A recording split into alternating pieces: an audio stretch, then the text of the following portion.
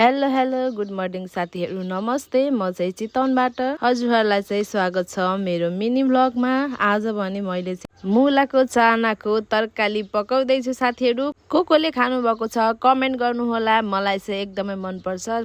मैले चाहिँ मुलाको चाना यसरी पकाउँछु साथीहरू। हजुरहरूले कसरी पकाउनुहुन्छ कमेन्ट गर्नु होला। मैले चाहिँ फेसमा होम प्याक बनाएर लाएको थिएँ साथीहरू। धोएपछि देख्न सक्नुहुन्छ फेसमा ग्लो एन्ड साइन यस्तो बबा लागेको थियो कि माइतबाट आएको पनि साथीहरू हप्ता दिन हुन लागिसक्यो। रोटी भने अझै खाँदैछु म। मेरो चाहिँ माइतबाट ल्याएको कोसेली चाहिँ म आफैले चपाउँदैछु साथीहरू टक्क पाराले घाममा बसेर। अनि हजुरहरूलाई कोलाई मनपर्छ साथीहरू कमेन्ट गर्नु होला। अझै पनि छ है, खाने भए चाहिँ आउनु होला मेरो माइतको कोसेली। अनि हामी चाहिँ आमा छोरा भएर टक्क पाराले भात खाँदैछौँ, मुलाको चाना अन्डा अनि दाल।